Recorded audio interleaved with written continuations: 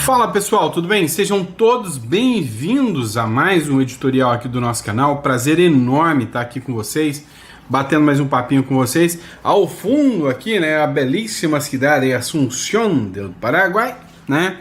Lugarzinho top, tá? Para quem não conhece Assunção aí, recomendo demais, tá? É um lugar bom para fazer negócio. Mas, enfim, tô aqui para falar de política com vocês. Tem muita coisa top, muita coisa interessante acontecendo e a gente vai falar de tudo isso aqui com vocês. Então, vamos direto lá para nossa tela. Não esquece de se inscrever, curtir, compartilhar, né? Sempre um prazer e uma honra estar aqui com vocês.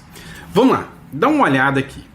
Erro do Ministério Público Federal excluiu Zé Dirceu e José Genuíno do processo relacionado ao mensalão, diz STJ. Ou seja, segundo eles, houve um errinho do Ministério Público e por causa disso eles não têm que pagar suas penas. Um erro processual do Ministério Público Federal livrou José Dirceu e Anderson Adalto, além de José Genuíno e Delúbio Soares, de uma ação ligada ao mensalão. O STJ concluiu que o Ministério Público utilizou o recurso errado, caracterizando erro grosseiro. O caso remonta a 2007, no auge do escândalo envolvendo o PT. Olha isso, uma coisa de 2007, sendo, né, anulada agora, segundo publicações aqui do Paulo Figueiredo. Agora eu te pergunto, quantos erros encontraram no processo do Bolsonaro? Quem sabe o da vítima sendo o juiz? Ou melhor, quem sabe o erro do processo está no lugar errado, né? Devia estar na primeira instância e estava no STF, que é inimigo declarado do Bolsonaro. Pois é, mas no caso dos esquerdistas, sempre acham um errinho, né? Vamos lá. Eu tô falando para vocês que a onda verde, a onda rosa, né? Que eles chamavam, né? A onda rosa, que era esquerdista, né? O esquerdismo tomando conta aqui da América, tá acabando, tá esvaziando. E a gente começa a observar isso com bons olhos, tá?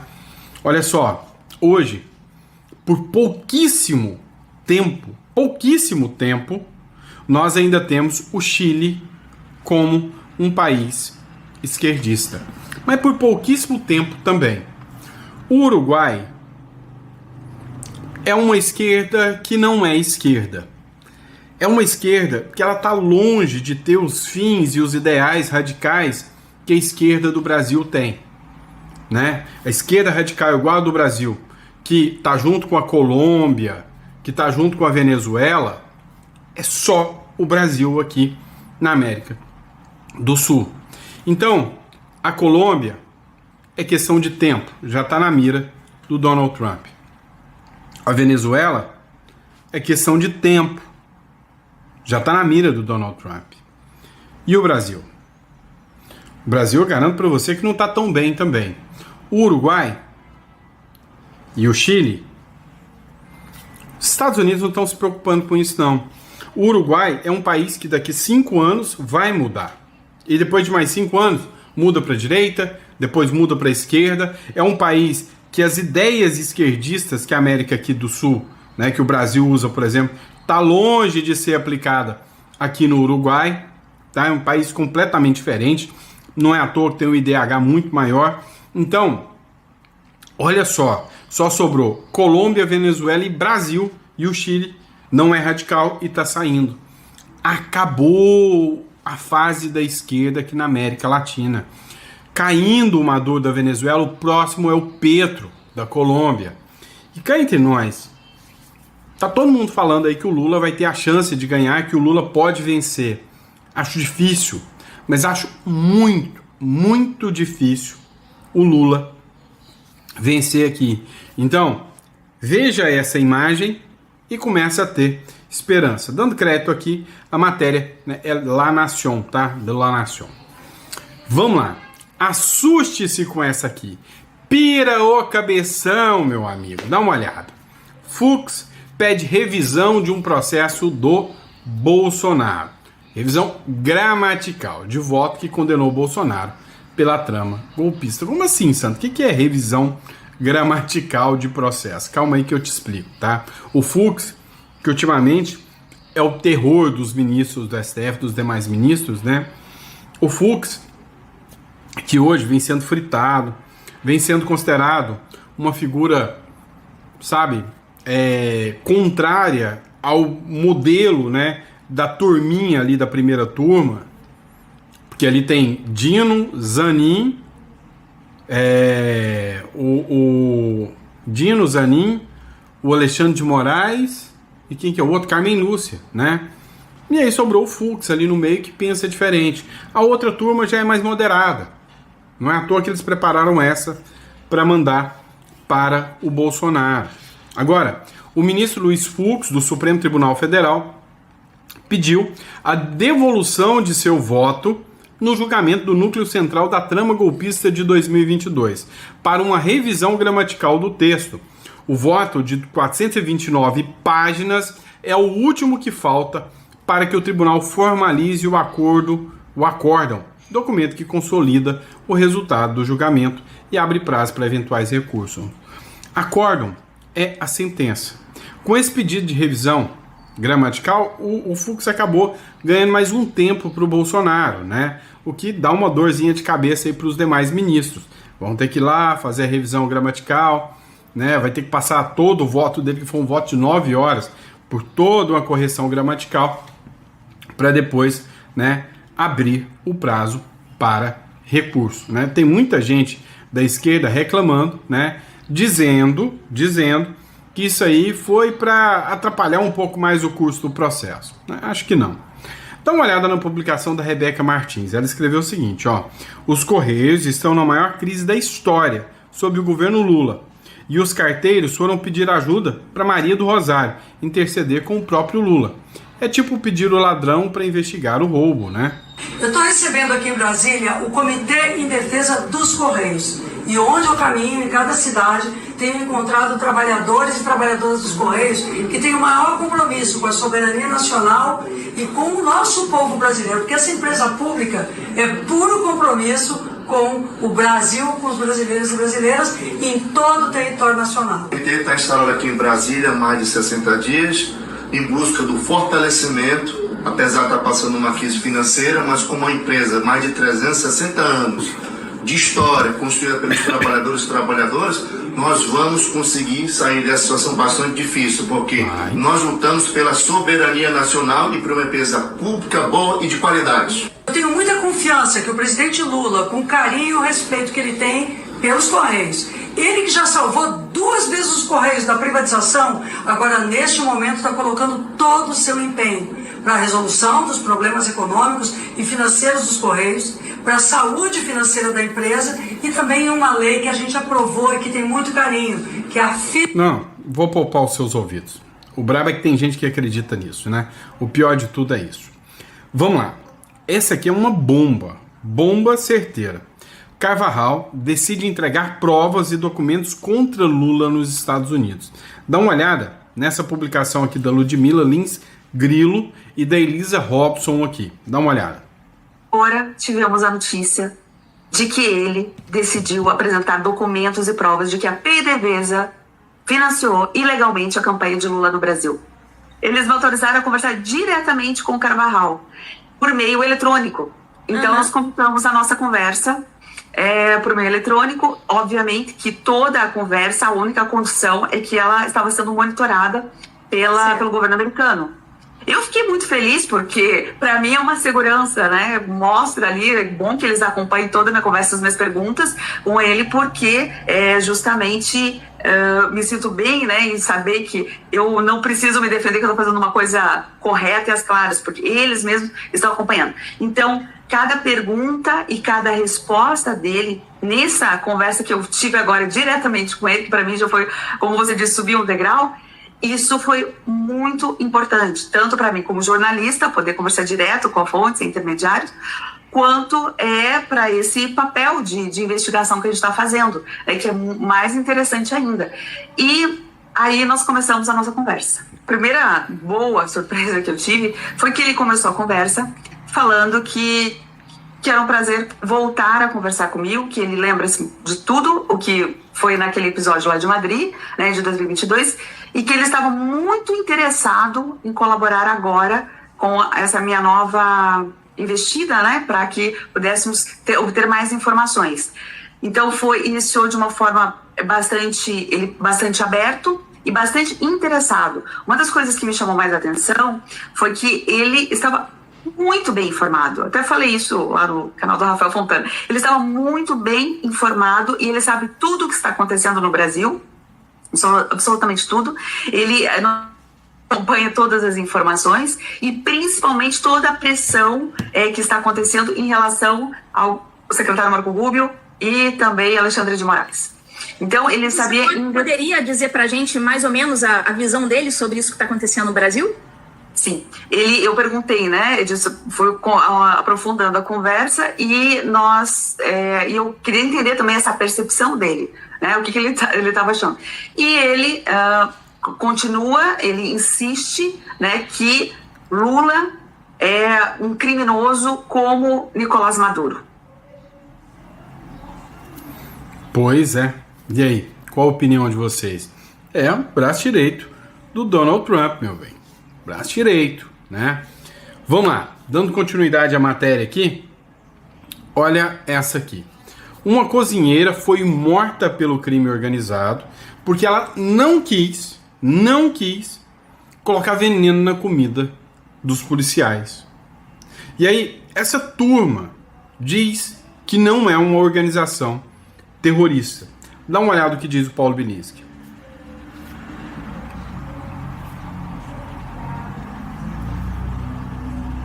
Uma cozinheira foi morta pelo crime organizado porque se negou a envenenar policiais militares. O que uma cozinheira tem a ver com o crime organizado? Isso é domínio de cidades. O crime domina completamente todos os aspectos da vida dos cidadãos brasileiros. Mais de 22% do território brasileiro está dominado pelo crime organizado. Isso significa que eles vendem gás, vendem energia elétrica, vendem transporte, mas também significa que eles mandam na vida do cidadão e agora estão condenando à morte aqueles que se opõem às ordens do crime organizado. É por isso que o foco da segurança pública tem que ser em combater a existência de organizações criminosas no Brasil. Esse é o nosso projeto, essa é a nossa luta. Uma cozinheira foi... E aí, olha só que interessante. O jogo está começando a ficar acirrado. Hoje saíram matérias de que no Equador começou uma artilharia pesada do exército contra o crime organizado. Ou seja, o modelo Bukele está crescendo para a América Latina. Cara, eu tô com uma sensação, não sei se é essa energia do Paraguai que me trouxe isso, essa vibe Paraguai que me trouxe essa energia de que a coisa aqui tá deslanchando. Eu acabei de sair da imigração agora. Cara, cá entre nós, devia ter umas 600 pessoas dentro da imigração fazendo o trâmite hoje. Dessas 600 pessoas ali, você percebia que umas 400 era tudo europeu e americano. Francês, alemão. Então, alemão é salsichão, né? Hot dog. Não, hot dog é americano. Sei lá. É Hamstein. É Hamstein pra tudo quanto é lado. Entendeu?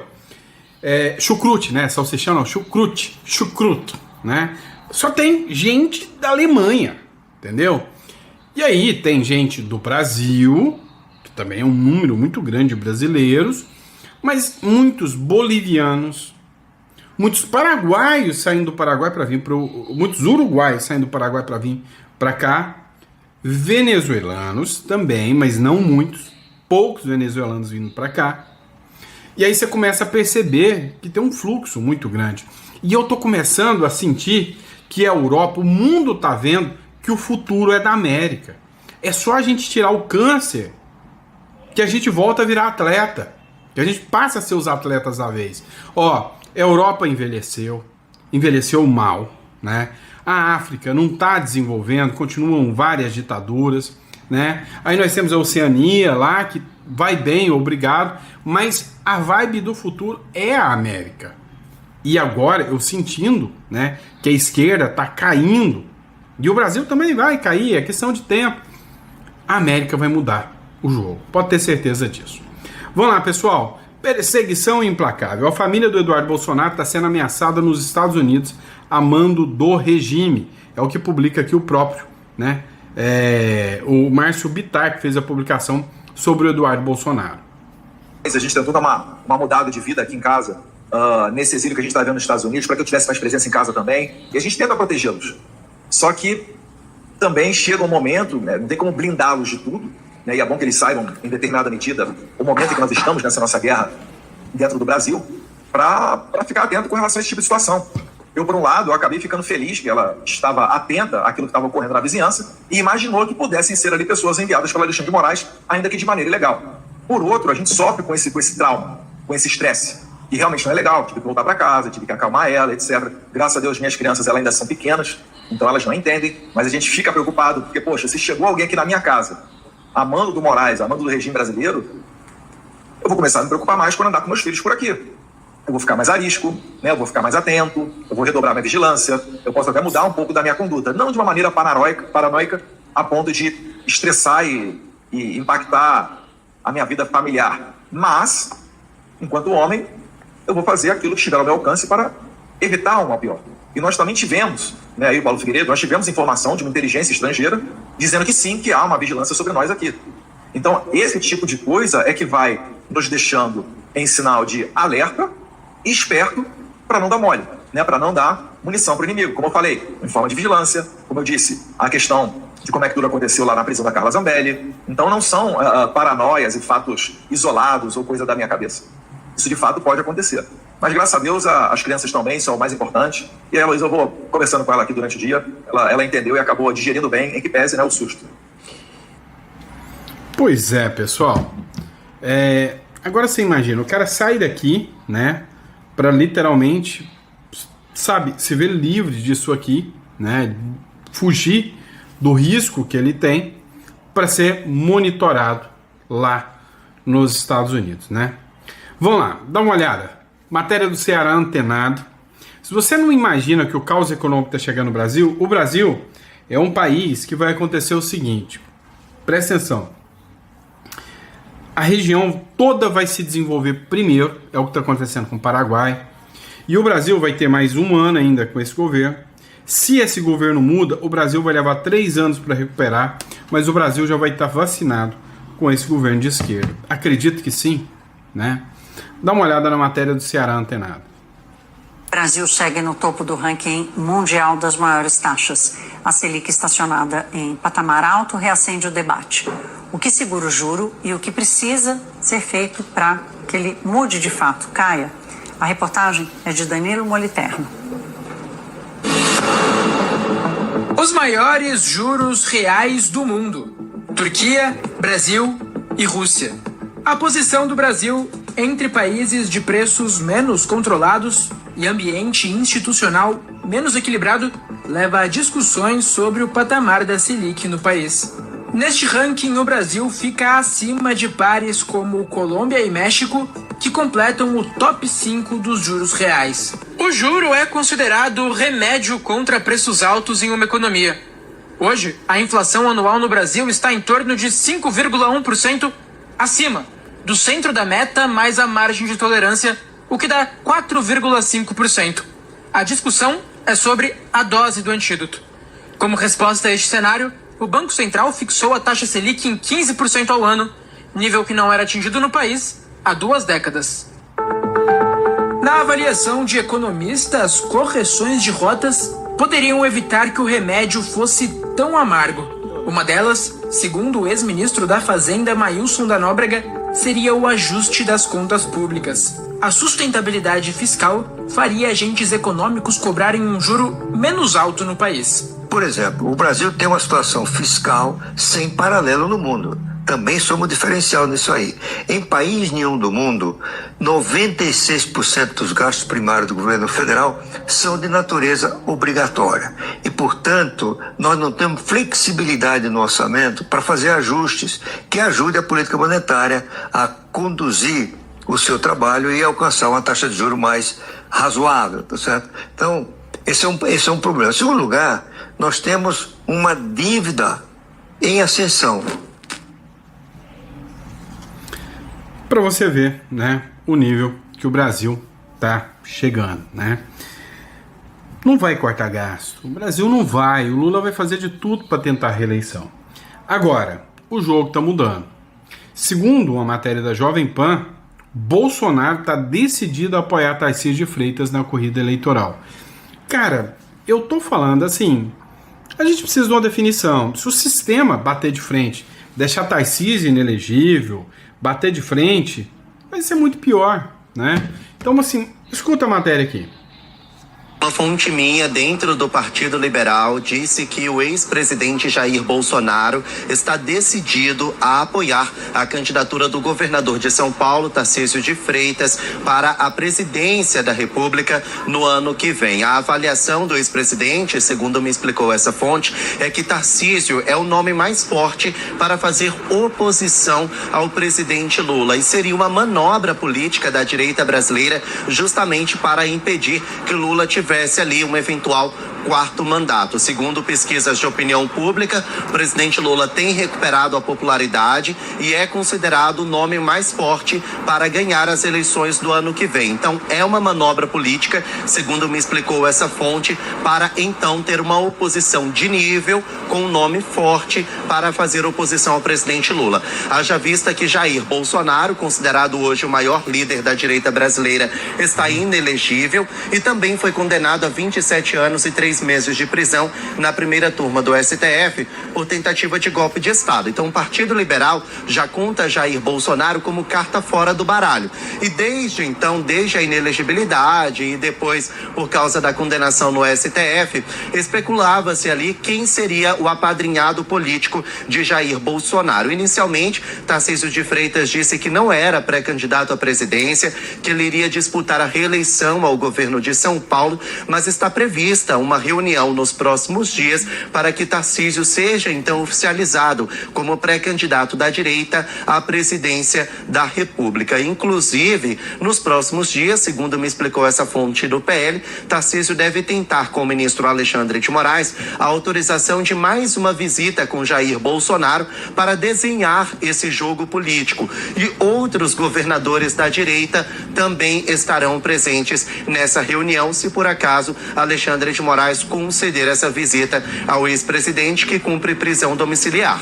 Agora, eu lembro a vocês que outros governadores da direita também são pré-candidatos. Ratinho Júnior do Paraná, Romeu Zema de Minas Gerais, Ronaldo Caiado de Goiás, mas na visão do ex-presidente, nenhum desses governadores tem força política de expressão nacional para derrotar o presidente Lula. Então agora o trabalho é convencer Tarcísio de Freitas a não tentar a reeleição ao governo de São Paulo para ser o nome da direita. Inclusive já tem até um plano B. O Ronaldo Caiado já chegou a público dizendo que vários governadores da direita vão se lançar candidatos à presidência, mas aquele que chegar ao segundo turno com o presidente Lula vai ser apoiado pelos demais líderes da direita. Então é realmente um momento onde a direita se reorganiza para impedir essa quarta vitória do presidente Lula nas eleições presidenciais. A gente fica então à expectativa para esse pedido e autorização para que Tarcísio de Freitas se encontre novamente com Jair Bolsonaro e seja lançado então como o candidato do ex-presidente nas eleições do ano que vem. Vai lá, preste atenção no que eu vou explicar para vocês agora, né? Eu tô querendo colocar aqui pra vocês verem que eu tô num lugar que é bonito, olha que charmoso aqui, né? Lugarzinho bonito, né? Vamos lá, brincadeira à parte. O negócio é o seguinte, é me exibindo mesmo, ó. Vamos lá, presta atenção, vamos falar a verdade. O que tá rolando, tá? Hoje, né, a gente pode dizer que o Caiado, ele deu um jogo interessante. O Caiado disse que todos os candidatos da direita que têm interesse no pleito vão se candidatar, né? Então seria o Caiado, né, o Zema, o Tarcísio, né, e provavelmente o Ratinho. Isso aqui seria uma seleção. Contrassenso desses aqui, eu tenho o Lula. E aí vira algum possível outro nome da esquerda, mas ninguém com expressividade como o pai dos prob, né? O que que acontece? Aqui pode surgir um nome, um outsider, como Eduardo Bolsonaro? Talvez. Presta atenção no interessante. Se aqui, né, nos governadores, aqui, nós vamos ter primeiro uma seleção natural. Já no meio do jogo, sempre a direita vai ver quem vai estar mais à frente. E eu jogo esses dois nomes aqui, ó, Tarcísio ou Ratinho. Então, vão crescer mais do que os dos outros, mesmo no segundo turno. A não ser que venha aquela candidatura meteórica, o Caiado fale alguma coisa, uma facada, uma não sei o quê. Pode rolar de tudo, mas se correr a regra normal, é um desses nomes e, via de regra, esse que tiver à frente, ele vai pedir ajuda desse aqui, ó, do Eduardo Bolsonaro. E também do Bolsonaro, é claro. Acredito que vai ser o Tarcísio. Então, ao chegar no final do jogo, todo mundo, o eleitor, eu, você, já sabemos quem vai ser o nome forte, o cara mais forte. Tarcísio, Ratinho, Caiado, Zema, não sei. E vai todo mundo migrar para ele. Os outros vão ser coadjuvantes, mas vai ser o termômetro para ver a força da direita aqui contra o Lula. Jamais, never, o Lula vai ganhar no primeiro turno. Vai ter segundo turno. E aí todo mundo vai se juntar no nome que for mais forte. Eu tô colocando o Tarcísio aqui, mas é só hipoteticamente, tá? Eu tô levando a lógica aqui. Entenderam a regra do jogo, né? Então eu acredito que mais ou menos isso aí que vai rolar na bodega toda aí. Vamos lá. Matéria do Easy Fatos. Em voto contra a ideologia de gênero, o ministro Cássio Nunes afirma que a escola não é lugar para sexualidade. Vou ler não, tá? Por quê? Não vou colocar não, porque eu já falei dessa matéria aqui, que provavelmente foi o Samuel que colocou essa matéria aqui, tá? Então, lá do canal Editorial Central. Então eu não vou pular essa matéria. Matéria do Paulo Capelli, essa aqui é das boas. Boa, tá? Conselheiro federal pede que a OAB se manifeste contra o ato do Alexandre de Moraes. Meu irmão, essa aqui é das boas. Lembra que o Alexandre de Moraes fez algo, né, que pra mim, que sou advogado, algo que atenta, sabe, abusa, né, do Estado Democrático de Direito. Mandou tirar o Jeffrey Chikini, que era advogado do Felipe Martins e mais outros advogados, né, do caso do 8 de janeiro. Expulsou os caras. Isso é um assinte, isso é um abuso de autoridade sem tamanho. Só quem pode escolher quem vai ser o seu advogado é a própria parte. O máximo que o Alexandre de Moraes poderia fazer é, olha, eles perderam o prazo, o que era mentira, eles não tinham perdido o prazo. Mas se tivessem, o que o juiz da causa deveria fazer era notificar o réu, no caso o Felipe Martins, e falar, olha, Felipe Martins, nomeia outro advogado, resolve o problema. E aí, resolveu o problema. Por causa da abusividade, o conselheiro da OAB falou, e aí, OAB, tem que agir. O conselheiro federal da Ordem dos Advogados do Brasil, que é o Marcelo Toches, ingressou com a representação para que a entidade manifeste contra medidas adotadas pelo ministro do Supremo Tribunal Federal, Alexandre de Moraes. Olha, a maioria dos advogados, né, poderiam forçar aí esse pedido, dar apoio, né? O pedido de desagravo foi protocolado nessa sessão do Conselho Federal da OAB nessa segunda-feira, em favor do advogado Jeffrey Chikini, destituído por Moraes da defesa de Felipe Martins, ex-assessor de Jair Bolsonaro, denunciado por tentativa de golpe. Eu, como advogado, o que eu posso estar fazendo aqui é divulgando isso aqui. Provavelmente esse vídeo aí vai alcançar 150, 200 mil pessoas, no mínimo, para dizer parabéns e falar para a classe de colegas advogados que não se curvem diante do arbítrio. Este é o caminho. Vamos usar todos os meios democráticos que tem para mostrar que nós estamos insatisfeitos, nós não estamos felizes com o arbítrio. E vai um voto aqui ao colega Chikini, que está fazendo o seu trabalho aí com total maestria, tá? Com total maestria. Abre aspas para a fala aqui. Estou protocolando aqui no Conselho Federal esse desagravo público em favor do advogado Jeffrey Chiquin, não só por ter sido indevidamente destituído, mas também por representar todos os advogados que atuarem e atuam naquele fatídico do inexistente golpe do 8 de janeiro de chitoches durante a sessão. Não estamos sozinhos, ainda há esperança para nossa classe. Ó, quando você vê aí Pavinato, quando você vê Sebastião Coelho, quando você vê o próprio Jeffrey Chiquin, e eu também, viu? Sou advogado, quando você vê André Marsiglia, quando você vê essa turma de juristas e advogados, e aí eu não posso, né, nem pensar em excluir os demais colegas que se opõem a esse absurdo, né, como por exemplo, o meu professor Ives Gandra Martins. Então, a grande questão que temos aqui é a seguinte: ainda tem chance, ainda tem esperança, só não podemos desistir, tá bom? Só não podemos desistir. E por fim, mas não menos importante, mon amour, né? Para ustedes acá, entre em contato com a Imigra Mais, 16 99321 0648. Pessoal, entre em contato, tá? Agenda a sua consulta para você entender um pouco mais os benefícios do Uruguai e do Paraguai. Dois países que estão de portas abertas. Ao fundo aqui, né, o Paraguai, para que vocês vejam um pouco, né, desse país. Eita porra, deixa eu sair daqui, né? Esse país que realmente impressiona, né, pela sua... Tá trancado aqui, tá? Ah, comigo tem frescura não, eu rastei o tapete aqui, o sofá, vamos lá. Que realmente impressiona, né, por quanto esse país, olha só, tá evoluindo, né? Então não sei se vai dar para vocês verem direitinho, mas olha só, tá vendo? Né?